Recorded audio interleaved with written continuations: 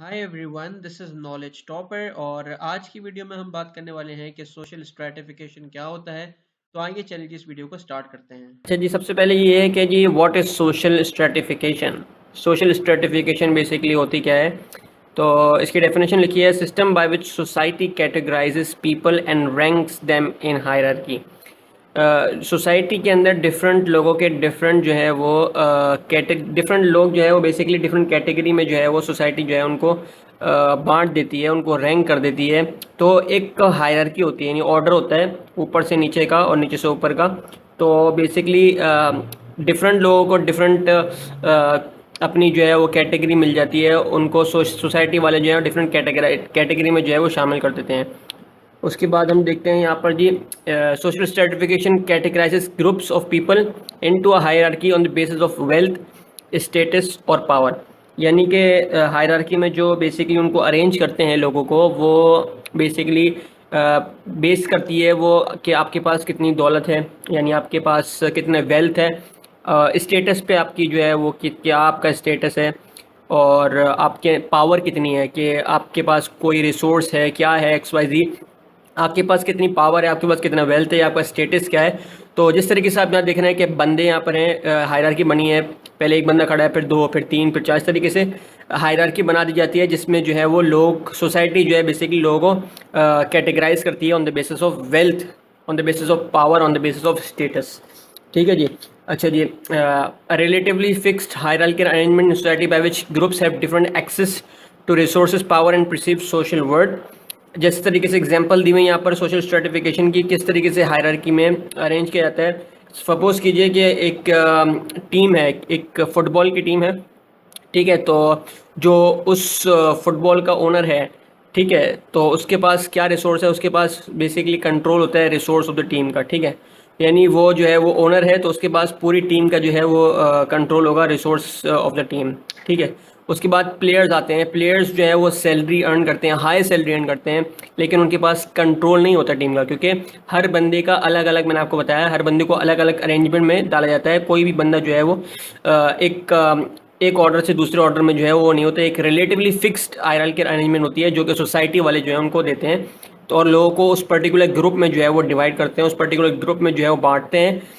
और डिफरेंट, मैंने आपको बताया कि वेल्थ के ऊपर डिपेंड करता है। जिस तरीके से ओनर है, उनके पास बहुत पैसा है, तो उनके पास रिसोर्स है। इस तरीके से लोग जो हैं वो ज़्यादा सैलरी अर्न करते हैं, ठीक है, लेकिन उनके पास रिसोर्स नहीं है टीम को कंट्रोल करने का। उनके पास सिर्फ और सिर्फ खेलने का जो है उनके पास है, बेसिकली वो परफॉर्म कर सकते हैं। स्पॉन्सर्ड जो होते हैं वो बेसिकली प्रोवाइड करते हैं रिसोर्स, क्योंकि कंट्रोल करता है ओनर, लेकिन प्रोवाइड करने वाले होते हैं स्पॉन्सर्स। आपको पता है ओनर और स्पॉन्सर्स मिल के जो है वो एक फ्रेंचाइज टीम बनाते हैं। देन जो फैंस होते हैं उनका अलग जो है वो उनकी कैटेगरी होती है, और वो प्रोवाइड करते हैं रेवेन्यू, क्योंकि वो आएंगे, मैच देखेंगे, तो वो पैसा देंगे, ठीक है। तो सोशल स्ट्रेटिफिकेशन, मैं यहाँ ये नहीं कह सकता कि फैंस जो हैं वो कंट्रोल कर सकते हैं टीम को, या स्पॉन्सर्स जो हैं वो हाई सैलरी अर्न कर सकते हैं, क्योंकि आप देखें कि प्लेयर का मकाम अलग है, ओनर का मकाम अलग है, स्पॉन्सर का मकाम अलग है, फैंस का मकाम अलग है। तो सबको एक सोशल स्ट्रेटिफिकेशन के अंदर, सोशल हायरार्की में जो है ना, उनको जो है अरेंज कर दिया गया है कि इस बंदे का ये काम है तो इसकी पोजीशन ये है, इस बंदे का ये काम है तो इसकी पोजीशन ये है।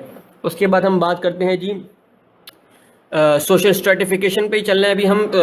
थोड़ा क्योंकि समझने में थोड़ा डिफिकल्ट होता है, तो इस तरीके से मैं आपको एग्जांपल के थ्रू समझाने की कोशिश कर रहा हूँ। तो दोबारा से, social stratification is a term used in the social sciences to describe the relative social position of persons in a given social group, category, geographical region और अदर सोशल यूनिट। अब डिपेंड करता है कि आप ज्योग्राफिकल रीजन की बात कर रहे हैं, एक पर्टिकुलर रीजन के तहत आप लोगों को स्ट्रेटिफाइड कर रहे हैं, लोगों को आप डिवाइड कर रहे हैं हायरार्की, या आप एक छोटी सोशल यूनिट के अंदर कर रहे हैं, या आप एक सोशल ग्रुप बना रहे हैं जिसके अंदर जो है वो आप कैटेगरी बना रहे हैं, या आप सोशल पोजीशन में जो है वो लोगों को डिवाइड कर रहे हैं। तो बेसिकली जो सोशल पोजीशन होती है लोगों की, उसके अंदर जो है वो हम जो है एक ग्रुप समझ लें, 10 बंदों का एक ग्रुप है, तो हम उन 10 में से किसी, लेट से हमारे पास टोटल 100 बंदे हैं, ठीक है ना।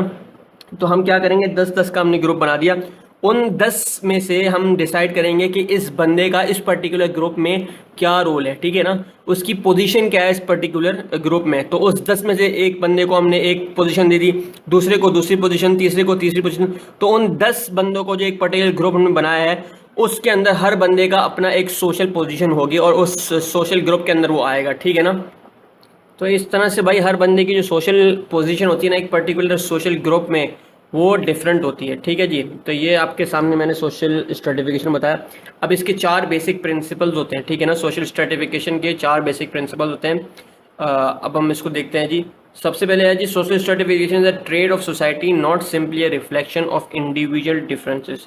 जो सोशल स्ट्रेटिफिकेशन है वो बेसिकली एक ट्रेड है सोसाइटी का, ठीक है, ना कि कोई एक रिफ्लेक्शन है कि इंडिविजुअल अगर किसी में इतना डिफरेंस है तो इसमें इतना डिफरेंस है। तो सोशल स्ट्रेटिफिकेशन जो है वो एक ट्रेड दिया जाता है सोसाइटी की तरफ से, ठीक है ना कि इंडिविजुअल के डिफरेंस पे हम जो है इसको कहते हैं कि इस डिफरेंस निकालते हैं आपस में, या कोई हम कहते हैं कि इस बंदे को हम अलग करते हैं दूसरे बंदे से on the basis of individual differences.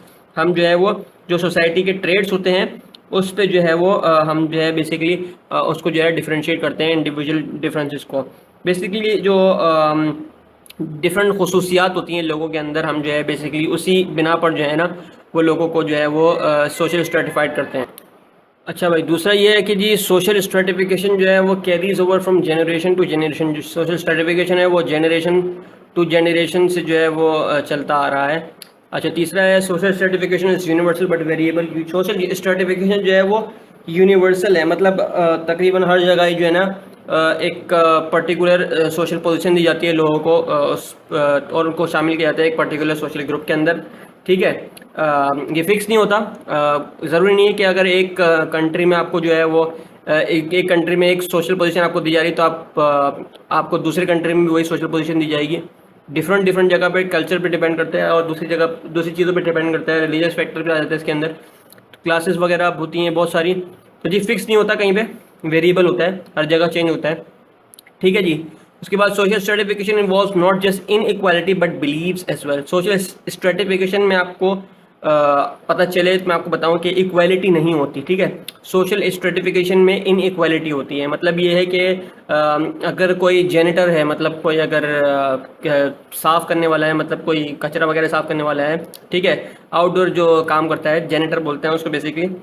अगर वो बंदा है कचरा वगैरह साफ़ करने वाला या कोई दूसरे काम करने वाला, और एक आपके पास है डॉक्टर, ठीक है ना, या फिजिशियन बोल सकते हैं उसको, तो दोनों का रोल अलग अलग है, ठीक है ना, दोनों आपस में इक्वल नहीं होंगे। तो एक इनइक्वालिटी जो है वो बेसिकली यहाँ पर है, ठीक है ना।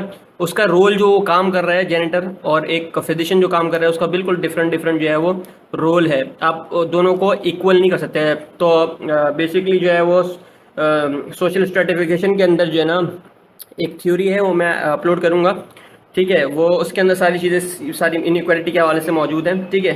तो हम नेक्स्ट वीडियो में पढ़ेंगे। आप अगर आपको जानना हो उस थ्योरी के बारे में तो आप हमारी वीडियो देख सकते हैं। उम्मीद आपको समझ में आया होगा। अगर समझ में आया तो हमारे पेज और को लाइक कीजिए, सब्सक्राइब कीजिए and don't forget to press the bell icon. Thank you very much.